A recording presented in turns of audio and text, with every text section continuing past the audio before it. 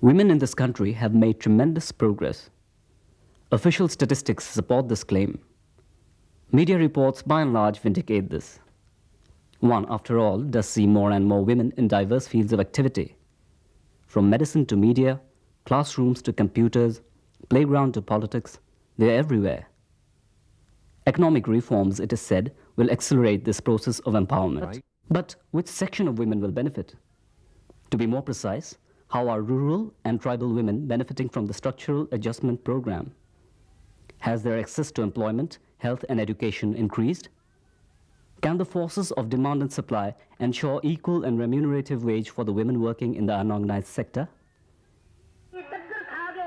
And 5 years after the structural adjustment program was initiated, we thought it was the right time to raise these and other questions related to gender and economic reforms.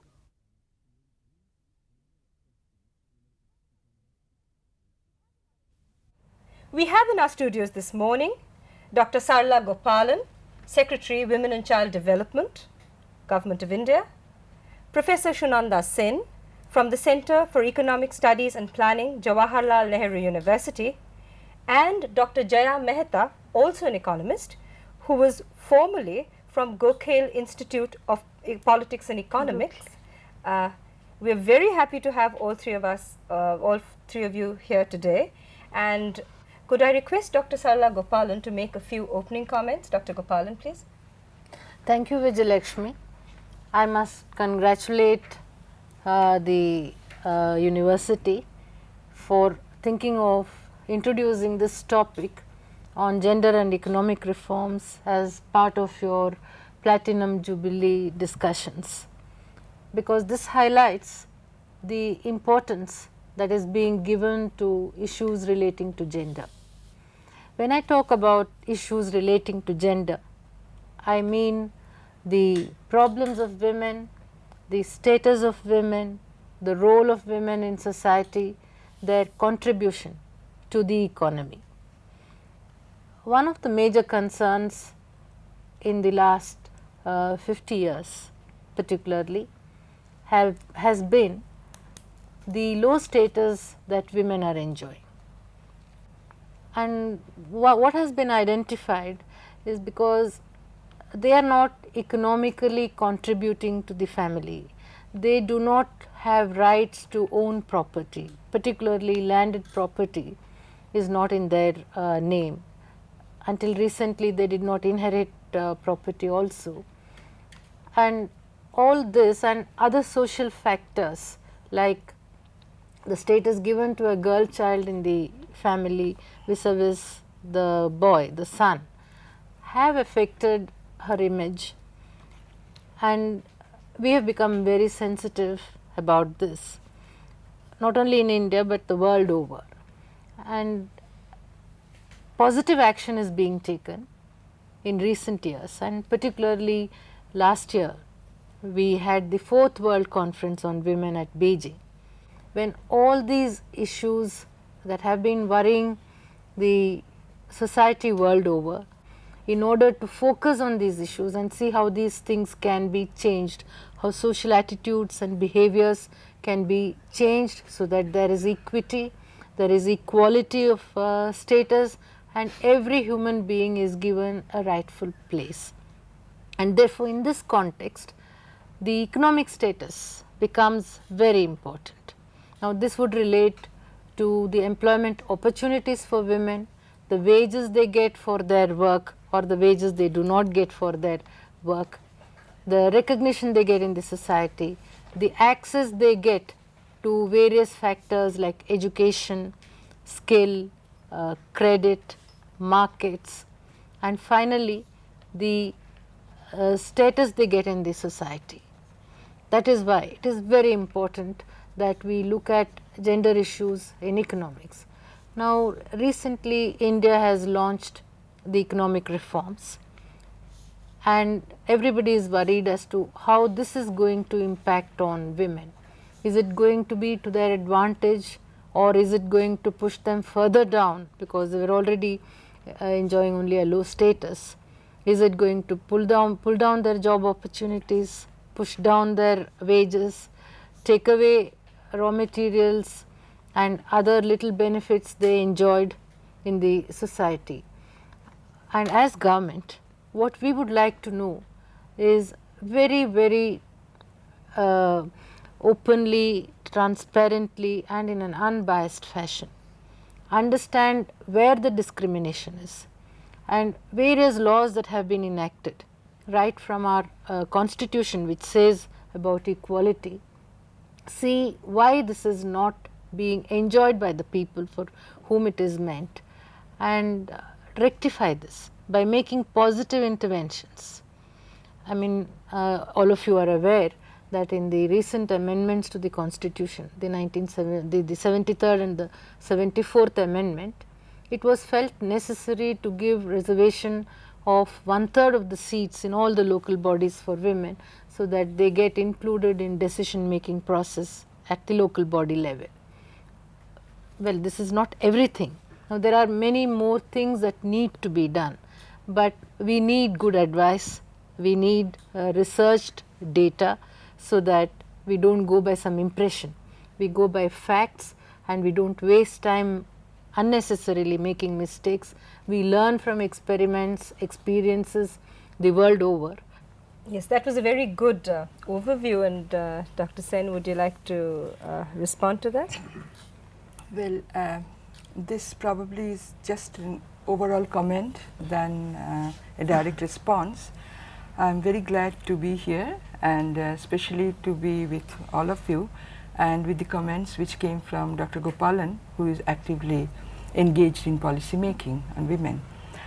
I think there are several levels at which one can discuss the issue, and we have taken it on today, gender and economic reforms. I thought first, the problems which one faces in trying to implement any policy are quite a few. Of them, I can mention a few. The first one is the enumeration problem. How do you relate, how do you account for women's contribution in the economy? And if you look at the data, the way they are collected, the way they are gathered, there itself there is an implicit bias against recording or even acknowledging the contribution of women in society and the economy. I'll give you two examples. For example, in India, between 1971 and 1981 censuses, the contribution, the LFPR, the labor force participation ratio, which is the number of women in the actively engaged labor force, how many of them are working, that actually went down, that had fallen, which is absurd, it cannot be true. Well, the explanation lies in the fact that in 1971 the marginal contributions were recorded, and in 1981 they were not recorded, and the people who were responding, they were supposed to sort of judge by themselves whether they are actually working. And for most of the women, the ability to say that yes, we are working formally was not there, because they didn't realize what kind of contribution as marginal workers they are having. The second example is not from our country, from Bangladesh. I looked at their data when we did some study, and can you believe it? The labor force participation ratio, again defined in the same manner for the rural working force, rural women, is lower than that of urban.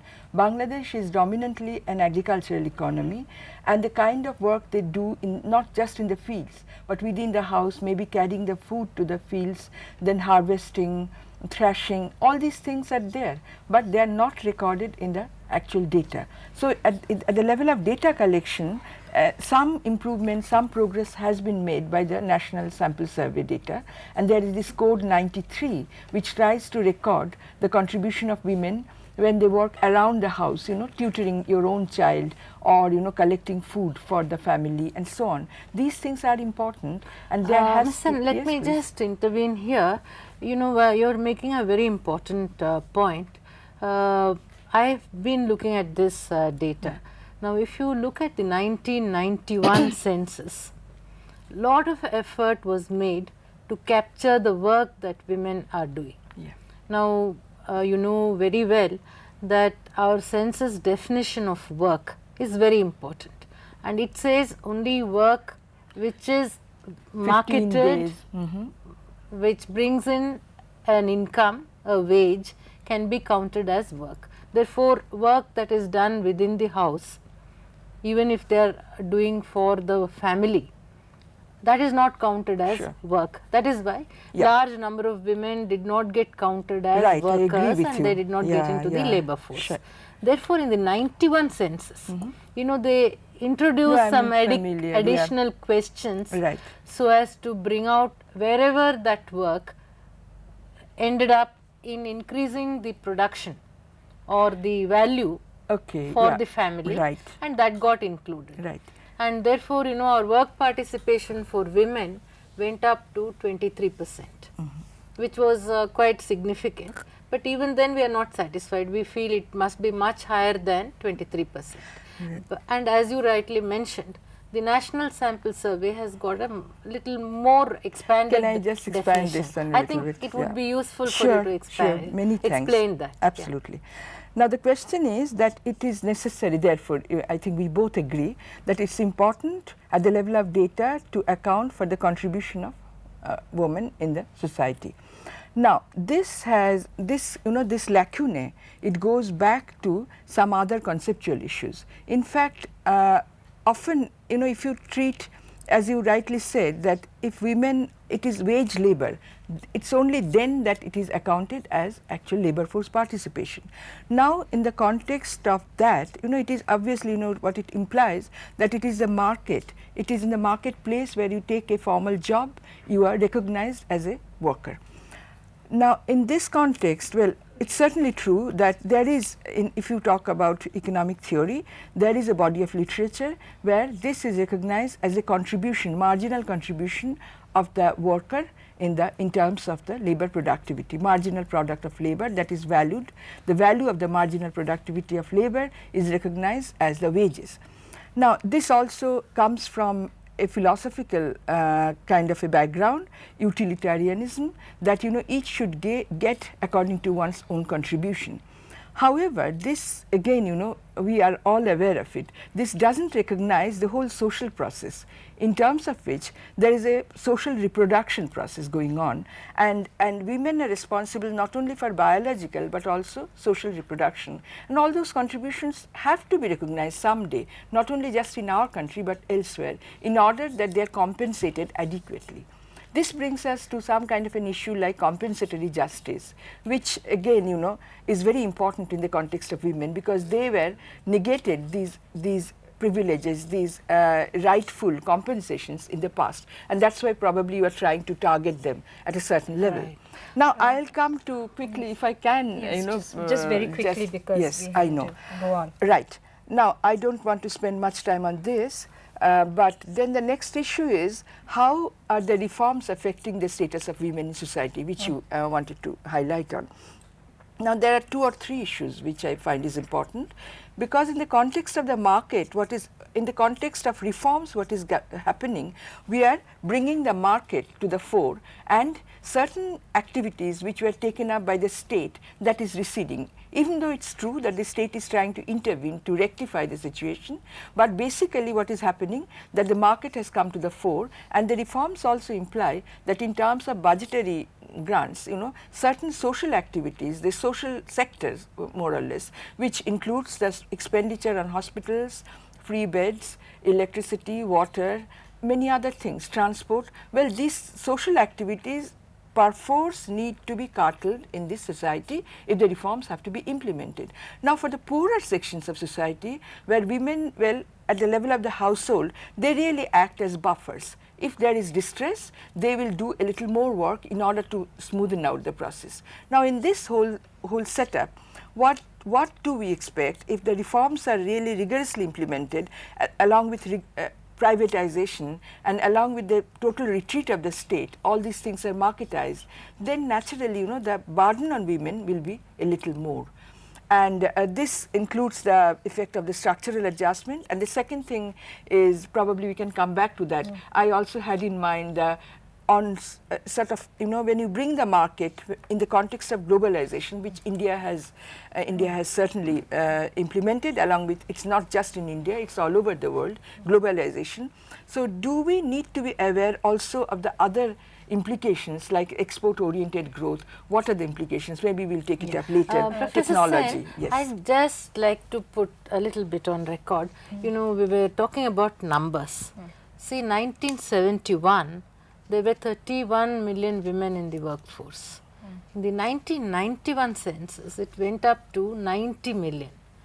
That means 300% increase of women workers, even within the conventional narrow definition of work which the census takes.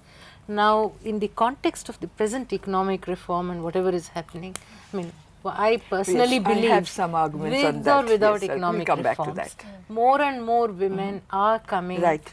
to work, and more women who are educated are coming into work. And the other indicator we have, what is very much worrying, is the increasing numbers of unemployed women.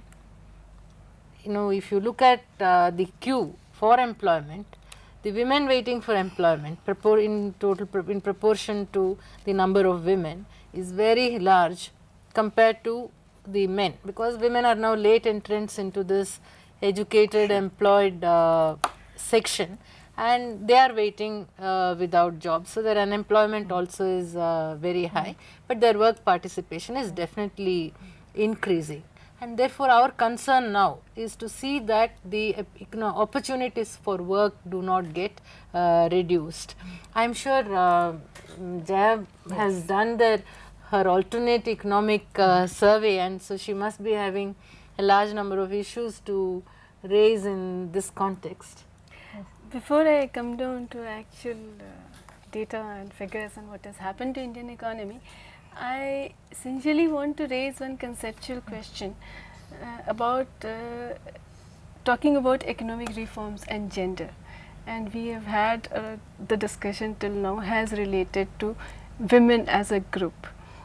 I want to insist, absolutely insist, that to take women as a group, apart from the fact that women are subjugated, that is one common characteristic of women as a group, but otherwise to take women as a group will lead us into solutions which are not really creative solutions, because Indian society is not a homogeneous society. We have different sections in the society integrated in the production structure in different way, and economic reforms or the period before that has affected these different sections differently, and women belonging to those different sections have got affected differently. And whenever we are talking of women's programs, we have to talk essentially of women in a particular section, in a particular group, integrated in the production structure in a particular way. For instance, you said there are more unemployed women than men, but if we talk like that, we deny household as a unit, because if we make reservation for women for employment and their men do not get employment as a result, women will not like. So in India, and I think in the world also, household still essentially remains as a unit, and we have to superimpose women's problem on that structure of household. Surely, I mean, we want to stick to our values, our traditional values, which are cherished all over the world, because our families are very strong, family security is very strong. We do not want anything to happen to that. All the same, we do want to give recognition to women and their skills, upgrade their skills and make them human resource rather than recipients of welfare. No one is denying etc. that. I am just saying you look at women from different sections. Let's carry on to the next point, because Yes, you were talking about economic reforms in particular. And as Professor Sen just now mentioned, that economic reforms has implications, because it has a philosophy of transferring more and more activities to market and take them away from state. And this process of transferring things to the market has implications for employment and incomes of the people. And again, different sections are affected differently in this process. And the evidence that we have in the past from 91, at least poverty figures are available from 91 till 93, and we find that after the reforms the poverty has increased although the government statistics is insisting that poverty is got reduced, and they are comparing it with 87, 88 to 93, 94. But if we take the in-between years into account, we find that in 91 and especially in 92, the rural poverty ratio increased to 41.72%. And if we have we take 93, 94 figures, then we find that there are 244.87 million poor people in the country. And all these households which belong to the poverty group, there the women have definitely worsened their position with the reforms. But then their problems are different, their employment situation. Yeah, we just have time for the globalization aspect, and then we have to, I think, wrap up. But would you like to just give a brief comment on the globalization and its impact on women? Yes. You see, I think what Jaya is mentioning is the impact of the marketization process on the poorer sections of the society, and particularly on women, who bear a little more of the burden, on which I think all of us agree. Now the question is that as the market comes forward and the state retreats, well, let's talk about the market coming forward. We are a part of the integrated global market today. We have much more of export potentials. We are trying out, but one thing has to be remembered. In fact, we have done some studies, and which indicate that export-led growth, particularly in Asia, wherever it has happened because there is a gender gap. Because there are potentials for the multinational corporations to come and open the sweatshops where women work at a much cheaper rate of wage, well, it is performing. And in Malaysia, etc., the terms of trade is falling, which means they can sell at much cheaper rate. So one has to be very careful when the export industries grow.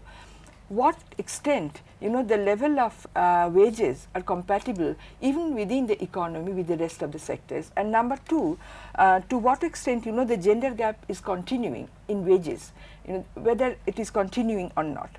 So this is a very major thing, important thing, which I think is important in the context of globalization. I think we already have enacted in this country a law for equal remuneration. But can you implement it at the level of the unorganized labor, where there is no factory manager to supervise? How can you implement? But there are wage boards which fix minimum wages. No, but for each agricultural sector of wages, industry. where most of the manpower is employed, and the government's own reported data on agricultural wages says We that have the one whip round of very short comments, and then I think we have to wrap up. So I think I have a very Gopalan, important point yes. to make on this. Studies have brought out that the implementation of the Jawahar Rozgar Yojana, where minimum wages are paid, though it does not give 300 days employment to all persons, it does make an intervention of giving a few days employment with a particular wage. Yeah. So that wage is trying to pervade through other wages, and in the rural areas, wages have gone up because of this intervention from the government. Okay, we have a I think it is not an overstatement to say that a large part of the labor force is in unorganized sector, where the factory laws do not come, where people are hired and fired at the discretion of the employer, and where the state has no authority whatsoever. And it is precisely in this sector that the role of the problem of women who are disadvantaged have to be particularly taken care of. There's no quick response to that, dispute. Dr. Gopalan. See, there's no dispute on that. See, we are confusing between employment, wage level and real wage. Real wage is what your money can buy. That means if there is inflation, then the value of your money goes down. That's a different circumstance. But first thing is you have to give a wage, you have to get employment. And because we have a very large population, and our level of economic development was such that it could not absorb this large population,